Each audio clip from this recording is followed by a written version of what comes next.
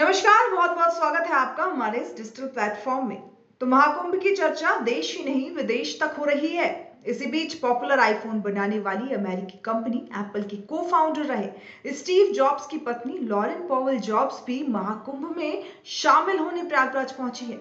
Lauren Powell केवल jobs की पत्नी ही नहीं बल्कि एक सफल बिजनेसवुमन, परोपकारी और समाज सेवी भी है। हाल ही में वो चर्चा का विषय बन गई जिसमें संतों ने उन्हें गोत्र प्रदान कर दिया।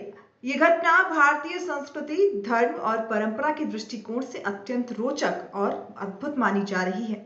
दरअसल लॉरेन पॉवेल का भारतीय संस्कृति और अध्यात्म के लिए हमेशा एक झुकाव रहा है। स्टीव जॉब्स खुद भी भारतीय आध्यात्मिक से प्रभावित थे और 1974 में भारत की यात्रा के दौरान नीम करौली बाबा के दर्शन के लिए कैंची धाम पहुंचे थे, जिसके बाद से ही जॉब्स को भारतीय दर्शन, योग और ध्यान में गहरी रुचि हो गई।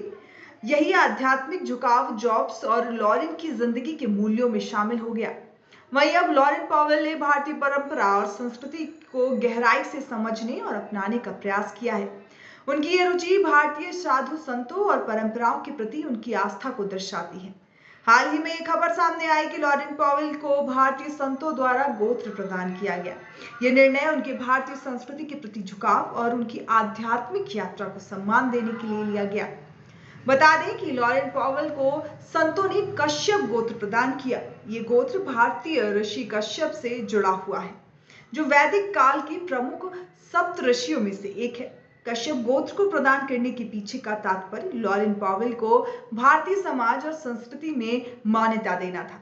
ये एक प्रकार से उन्हें भारतीय संस्कृति का आधिकारिक अंग मानने और उनके योगदान को स्वीकार करने का प्रतीक था।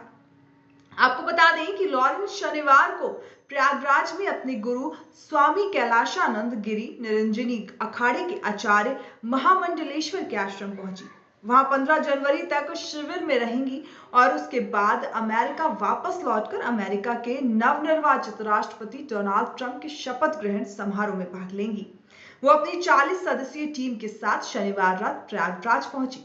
इतना ही नहीं, लॉरेन को अपने गुरु का गोत्र मिलने के बाद एक नया नाम भी दिया गया। दरअसल स्वामी कैलाशानंद ने कहा कि वो लॉरेन को अपनी बेटी के जैसा मानते हैं और उन्होंने ही लॉरेन का नाम कमला रखा है।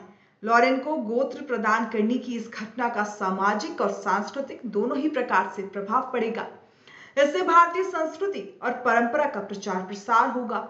साथ ही इस घटना ने यह दिखाया कि भारतीय संस्कृति और परंपराएं किसी भी व्यक्ति को अपनाने और स्वीकार करने के लिए तैयार है, चाहे वह किसी भी देश, धर्म या समाज से आता हो। यह घटना पश्चिमी और भारतीय संस्कृतियों के बीच बढ़ते संवाद और आपसी समझ का प्रतीक है। लॉरेन पॉवेल का भारतीय संस्कृति के प्रति झुकाव और संतों द्वारा उन्हें गोत्र प्रदान करना दोनों देशों के लोगों के बीच एक नई कड़ी जोड़ने का कार्य करता है। साथ ही ये भारतीय संस्कृति की उदारता और सार्वभौमिकता का एक उदाहरण भी है।